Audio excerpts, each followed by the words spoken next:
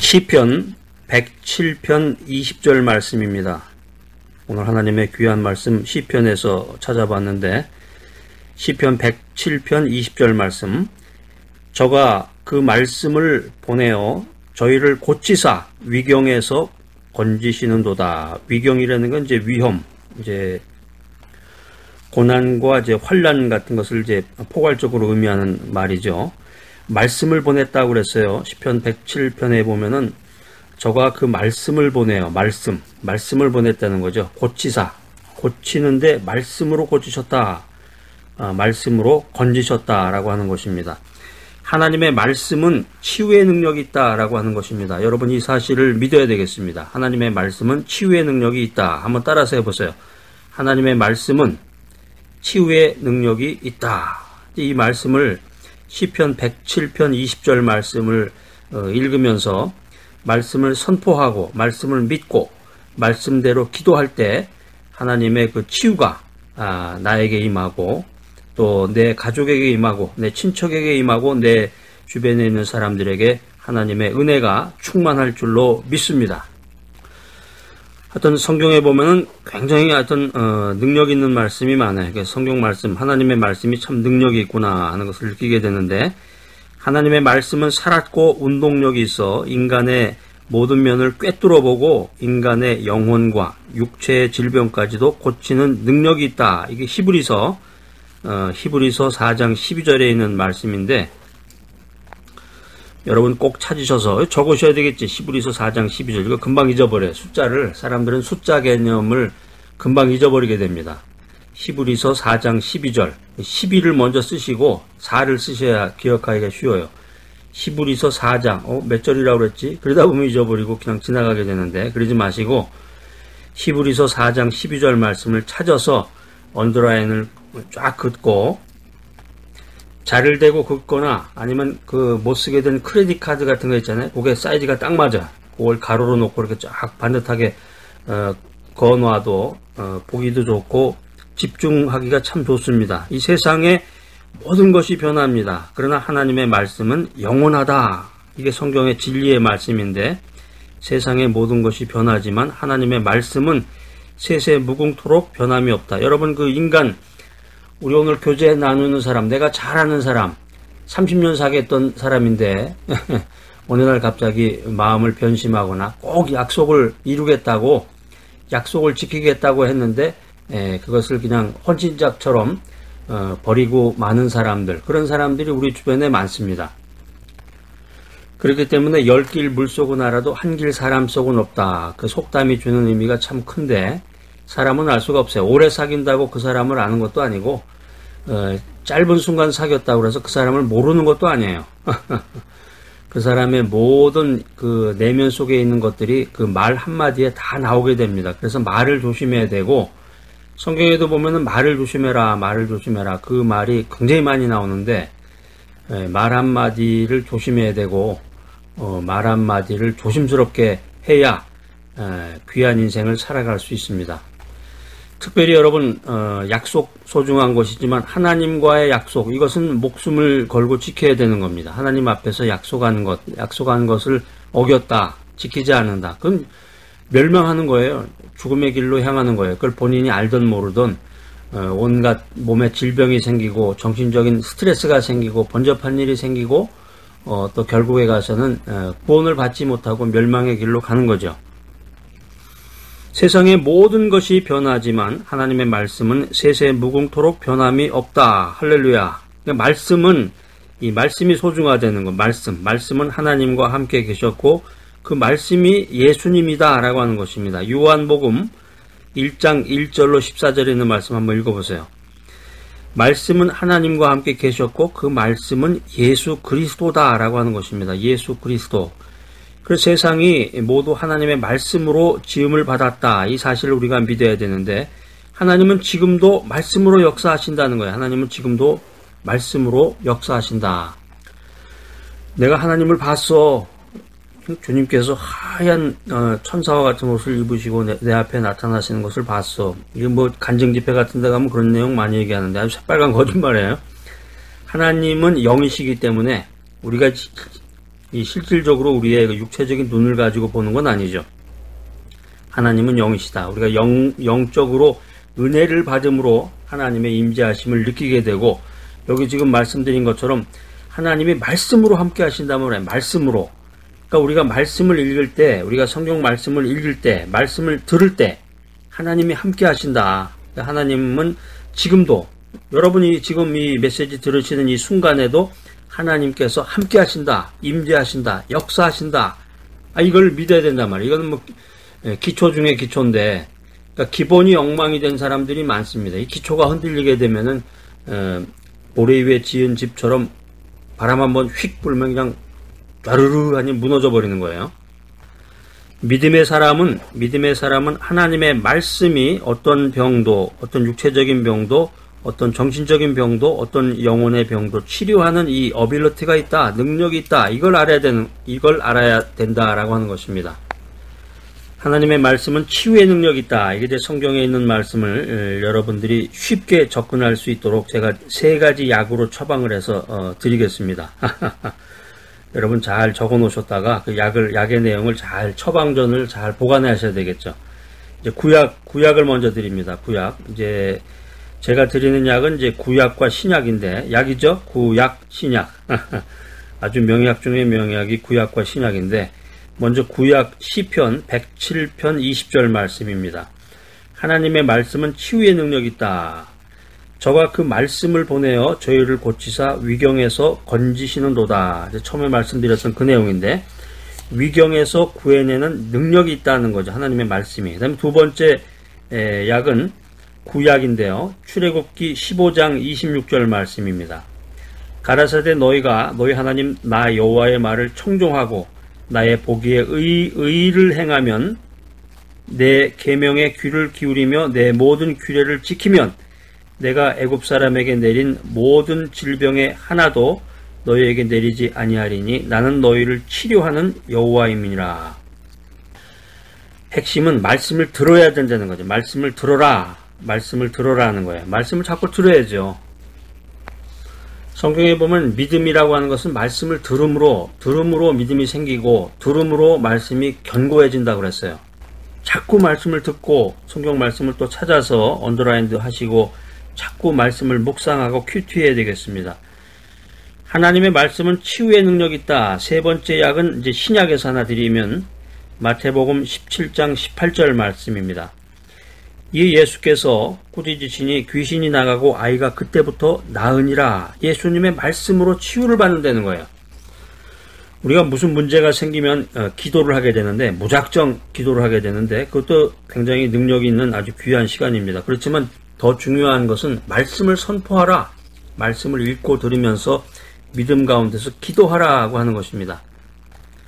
자, 그래서 하나님의 말씀을 의지해야 되는데, 이 치료의 능력이 있는 하나님의 말씀을 의지할 때 능력이 나타난다라고 하는 것입니다. 우리가 세상 살다 보면은 사람을 의지하게 되죠. 가족을 의지하게 되고, 친척을 의지하게 되고, 또 오래 사귄 친구, 뭐 30년, 40년 사귄 친구 의지하게 되잖아요. 내 주변에 있는 사람들을. 그렇지만 사람은 변심하게 되고 사람의 말은 믿을 수가 없는 것입니다. 그렇지만 하나님의 말씀을 의지할 때 그 가운데서 어빌러티가 나타난다는 거예요. 능력과 기적이 나타난다. 이게 이 말씀을 의지한다라고 하는 것은 쉽게 말하면 말씀에 순종하는 것을 말하는 거예요.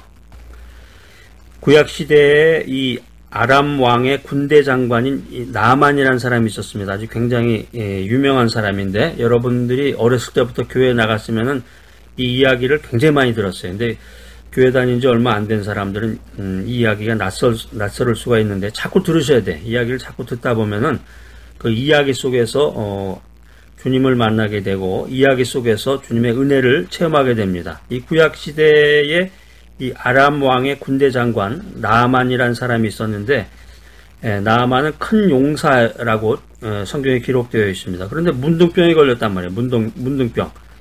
그래서 문둥병을 고치려고 하나님의 사람 엘리사에게 나왔습니다. 엘리야가 있고 엘리사가 있죠.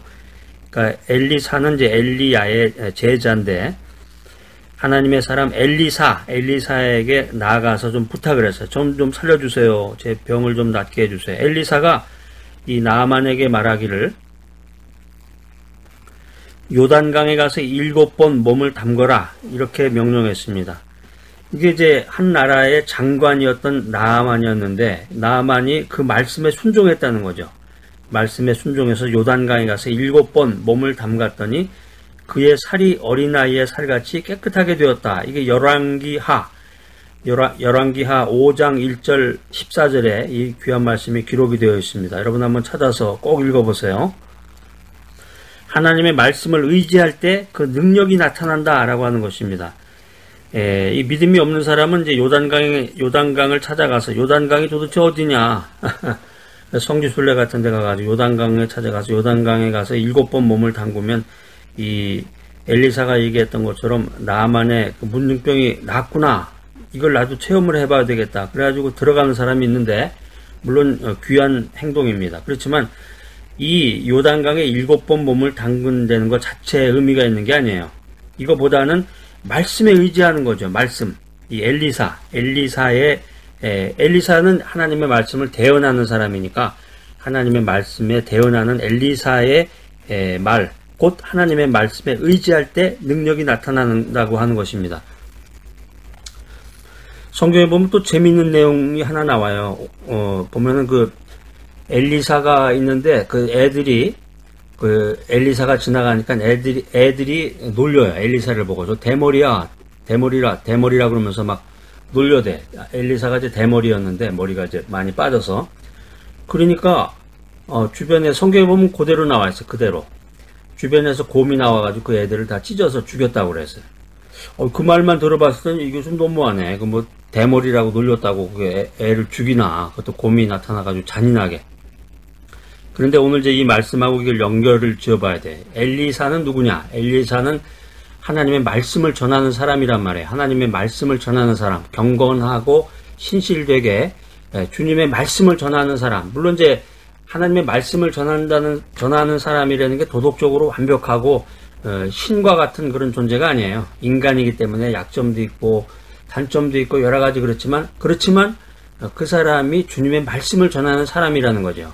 근데 그 주님의 말씀을 전하는 사람을 조롱하고 그 사람에게 불순종하고 그 사람을 원망하고 비난할 때 하나님의 그 징계가 임한다는 거예요. 징계가 임한다. 그 모든 것의 핵심은 뭐냐면은 하나님의 말씀을 의지할 때 능력이 나타나는데 하나님의 말씀을 전하는 사람을 우습게 본다든가 함부로 비판하면 안 된다는 거죠. 요즘에 현대교회에서는 그 목사를 아주 우습게 보는 경향이 많잖아요. 목사를 먹사라고 하기도 하고 그게 이제 아마 목사님들이 이제 가면은 대접을 하니까 식사 대접을 하니까 그리고 돈을 안 내잖아요. 목사님들.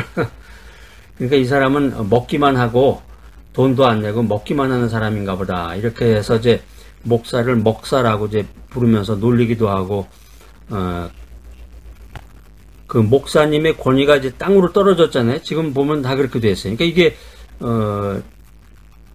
그 목사를 비난하고 원망하는 사람들의 이야기나 그 배경 스토리를 들어보면 그럴듯하고 맞는 말이에요, 모두가. 왜 그러냐면은 그렇게 비난받을 만한 짓을 한 사람들이 많이 또 나타났으니까, 뉴스상이나 요즘 이제 커뮤니케이션이 발달이 돼서 그게 금방 퍼지잖아요. 잘못된 거나 그 비리, 도덕적인 것이나 뭐 여러 가지 그런 것들이 퍼지게 되는데, 근데 이걸 좀 잠깐 뒤집어 보면은 뭐 모든 목사가 100명 있는데 100명의 목사가 모두가 다 그런 사람이냐? 그런 건 아니고 일부의 목사만 그런 것이고, 그런 사건을 통해서 모든 목사를 비난하고 목사의 권위가 땅에 떨어졌다. 이건 뭐냐면은 하나님의 말씀이 전파가 되지 않는단 말이에요. 선포를 할 수가 없고, 하나님이 영이신데 하나님이 갑자기 나타나가지고 사람들에게 마이크 잡고 주님의 말씀을 전할 수가 없잖아요.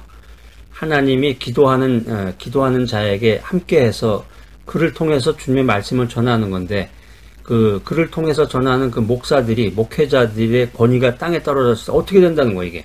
말씀의 권위가 없고, 말씀을 전할 수가 없고, 말씀이 선포가 되지 않으니까 말씀을 의지할 수 없고, 그러니까 하나님의 능력이 나타나지 않는 거예요.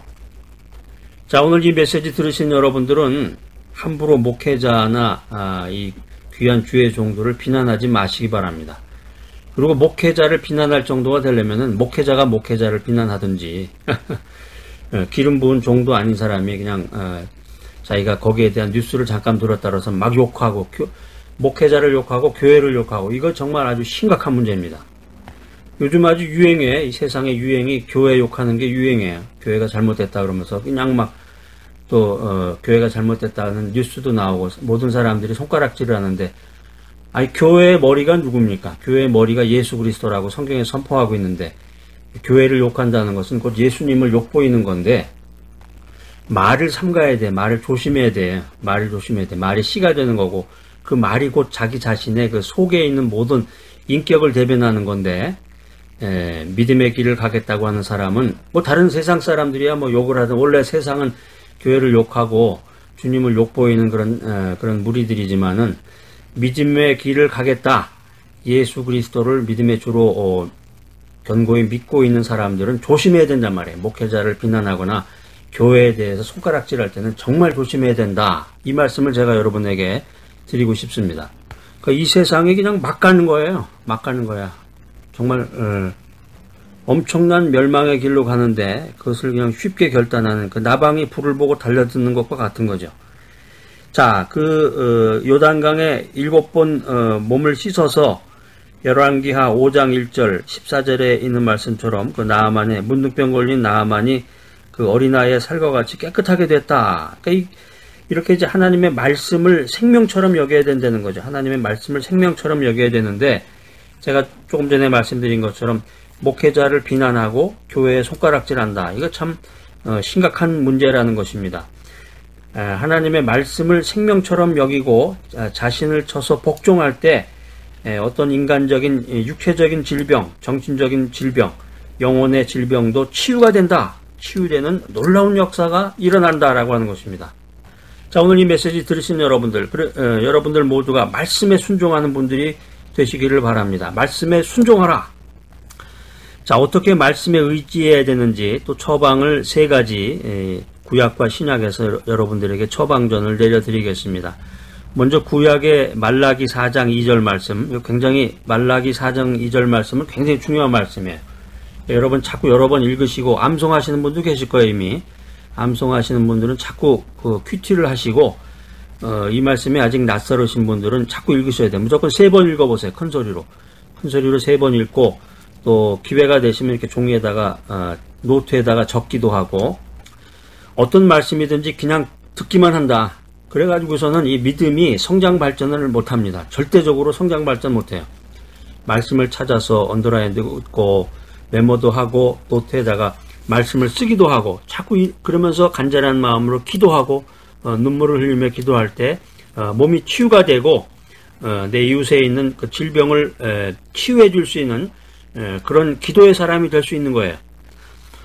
구약 성경 구약 말라기 4장 2절 내 이름을 경외하는 너희에게는 의로운 해가 떠올라서 치료하는 광선을 발하리니 너희가 나가서 외양간에서 나온 송아지같이 뛰리라. 이 송아지들이 얼마나 천방지축이에요. 막 뛰어다니는데 그러니까 병들어서 축 늘어져 가지고 있던 사람이 주님의 은혜, 여기 이제 의로운 해라고 표현을 했는데 의로운 해가 떠올라서 치유의 광선을 발한단 말이에요. 주님께서 치유의 광선을 발하면 축 늘어졌던 사람, 그냥 침대에서만 생활하던 사람이 외양간에서 뛰쳐나온 송아지처럼 뛸 수 있는 그런 활력을 얻게 된다라고 하는 것이 오늘 구약의 메시지입니다. 그 다음에 구약에서 하나 더 말씀을 드리면 에레미야 33장 6절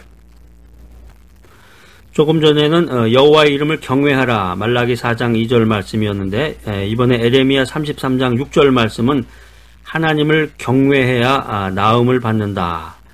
자, 그러나 보라 내가 이 성을 치료하며 고쳐 낫게 하고 평강과 성실함의 풍성함을 그들에게 나타낼 것이며 하나님을 경외하라는 거죠. 하나님을 경외하라. 경외라는 것이 이제 두려운 마음을 가지고 거룩한 삶을 살아야 되는데 거룩이라고 하는 것이 구분된 삶을 사는 거예요. 믿음의 길을 가는 사람은 세상과는 다르게 세상은 목회자를 욕하고 교회에 손가락질하지만 나는 더 회개하며 내 자신의 죄를 회개하며 주님께 영광 돌릴 수 있도록 거룩한 삶, 하나님을 경외하는 인생을 살아야 되겠다라고 하는 것입니다. 세 번째, 신약입니다. 여러분들에게 처방해 드리는 약, 신약. 마태복음 8장 8절 말씀. 백부장이 대답하여 가로되 주여 내 집에 들어오심을 나는 감당치 못하겠사오니 다만 말씀으로만 하옵소서. 그러면 내 하인이 낫겠나이다. 말씀 한마디면 병이 나을 것을 믿으라 하는 거죠. 미국에서도 어디 몸이 아프거나 그러면 이제 미국에서는 911인데요. 한국은 119인데 미국은 이제 911, 911, 911에다 전화를 하면은 그냥 엄청난 소리를 내면서 소방차도 오고 뭐 앰뷸런스도 오고 한 5대 정도가 동시에 도착을 합니다. 큰 사건이면 이제 경찰차도 오게 되는데 요란 법적하게 그냥 전화 한 통에 이렇게 이제 몰려오게 되는데 마태복음 8장 8절에 보면은 말씀 한마디면 병이 나을 것을 믿으라 하는 것입니다. 자, 오늘 이 메시지 들으신 여러분들, 말씀을 통해서 치유함을 받으시되 하나님의 말씀은 치유의 능력이 있다, 이 사실을 믿으시고 그 말씀에 의지하는 귀하고 복된 여러분 모두가 되시기를 간절히 기대합니다.